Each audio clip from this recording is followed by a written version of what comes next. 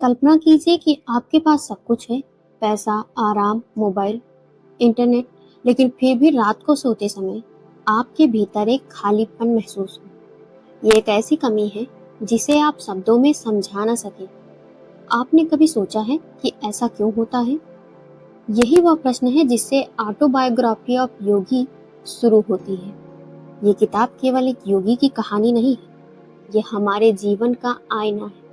ये किताब हमें कोई नया धर्म नहीं सिखाती, कोई अंधविश्वास नहीं सिखाती, बल्कि एक ऐसा प्रश्न पूछती है जिससे अक्सर हम सब बचते हैं।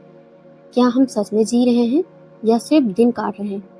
सुबह उठना, काम करना, मोबाइल चलाना, खाना खाना और सो जाना, फिर अगले दिन वही सब दोहराना। क्या यही जीवन है? अगर यही जीवन है, तो फिर इतने सारे लोग दुखी क्यों हैं? इतने सारे लोग सफल होने के बाद भी अंदर से खाली क्यों महसूस करते हैं? इस किताब का सबसे बड़ा संदेश यही है कि इंसान केवल शरीर नहीं है। हम अपने आप को शरीर समझते हैं। हम कहते हैं, मेरा चेहरा, मेरा नाम, मेरा घर, मेरी नौकरी, मेरा परिवार, लेकिन कभी यह नहीं पूछते कि यह मैं कौन है जो ये सब कह रहा है। अगर आपका नाम बदल जाए तो क्या आप बदल जाएंगे? अगर आपका चेहरा बूढ़ा हो जाए तो क्या आपका अस्तित्व खत्म हो जाएगा? अगर आपका पैसा चला जाए तो क्या आप रहना बंद कर देंगे? नहीं। फिर असली मैं कौन? ये किताब हमें इसी खोज पर ले जाती है। योगानंद बार बार बताते हैं कि हमारी सबसे बड़ी समस्या ये नहीं कि हमारे पास पैसे कम हैं या अवसर कम है। हमारी सबसे बड़ी समस्या यह है कि हम खुद को भूल चुके हैं। हमने दुनिया को जानने में पूरी जिंदगी लगा दी, लेकिन खुद को जानने की कोशिश नहीं की। हम जानते हैं कि कौन सा अभिनेता प्रसिद्ध है, हम जानते हैं कि कौन सा यूट्यूबर ट्रेंड कर रहा है, हम जानते हैं कि दुनिया में क्या चल रहा है, लेकिन क्या हम जानते हैं कि हमारे मन में क्या चल रहा है? यही कारण है कि यह किताब आज भी लाखों लोगों को प्रभावित करती है। यह हमें बताती है कि असली लड़ाई बाहर नहीं, भीतर चल रही है। जब कोई आपकी तारीफ करता है तो आप खुशी हो जाते हैं। जब कोई सपना पूरा होता है तो आप खुश हो जाते हैं, क्योंकि आपकी खुशी दूसरों के हाथ में है। आपने अपने मन का रिमोट कंट्रोल दुनिया को दे दिया है। आज कोई आपकी तारीफ कर दे तो दिन अच्छा हो जाता है, कोई आलोचना कर दे तो रात खराब हो जाती है। ये किताब कहती है कि जब तक आपकी शांति दूसरों पर निर्भर है, तब तक आप वास्तव में स्वतंत्र नहीं हैं। एक और गहरी बात जो ये किताब समझाती है वह है मन की शक्ति। हम में से अधिकतर लोग अपने विचारों के गुलाम हैं।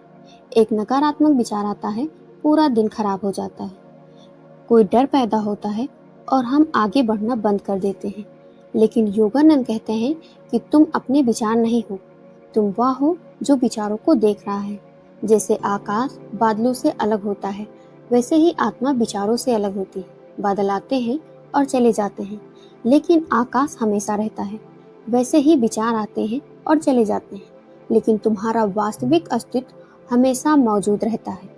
ये बात सुनने में सरल लगती है, लेकिन अगर कोई इसे सच में समझ ले तो उसकी पूरी जिंदगी बदल सकती है। आज की दुनिया में लोग सफलता के पीछे भाग रहे हैं।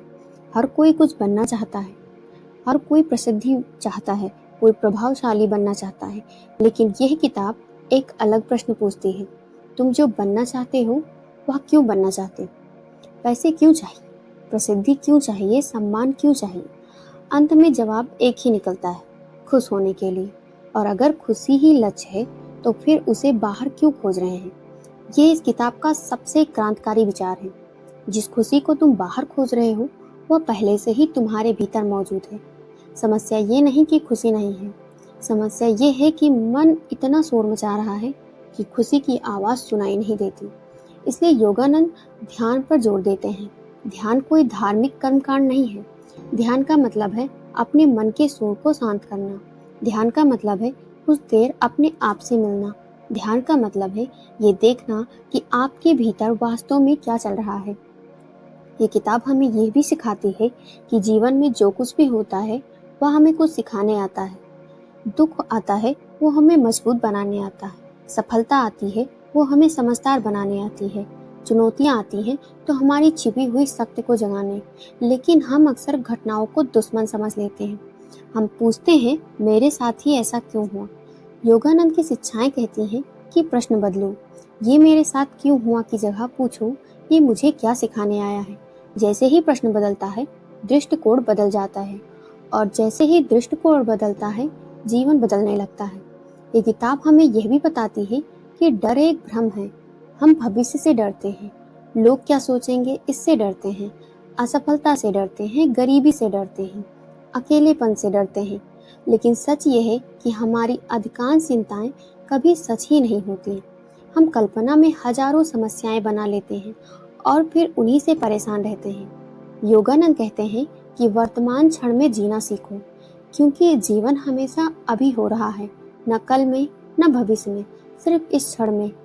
एक और महत्वपूर्ण बात जो ये किताब समझाना चाहती है वह है आत्मविश्वास का वास्तविक अर्थ।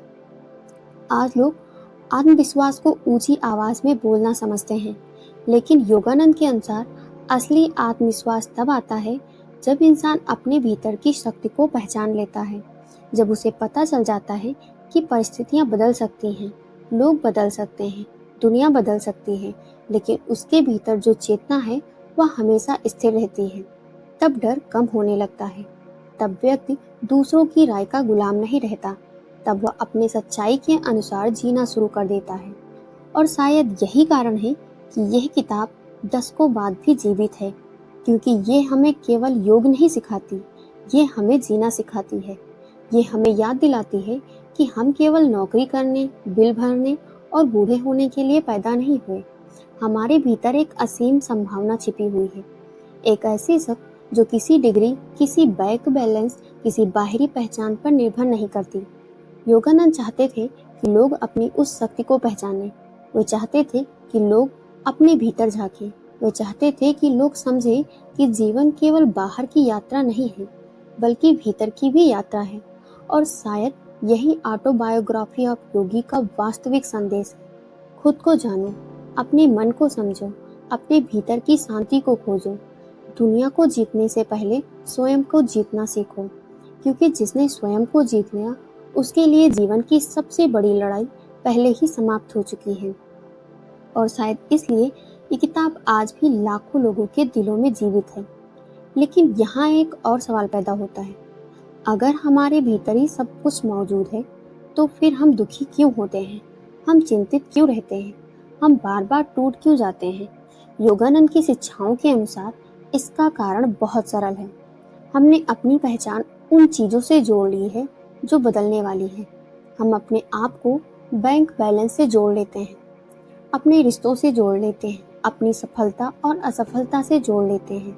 लेकिन ये सभी चीजें अस्थायी हैं, आज हैं कल नहीं होंगी।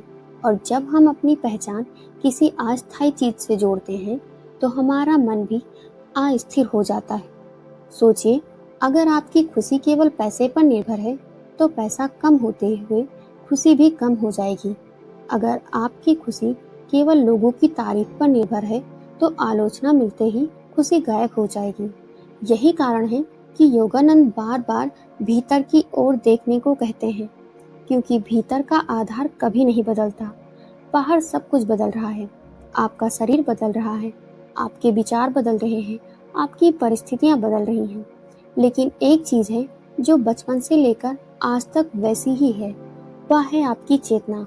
वह जो सब कुछ देख रही है, वह जो हर अनुभव की साक्षी है। ऑटोबायोग्राफी ऑफ योगी हमें इसी साक्षी भाव को समझाना चाहते हैं।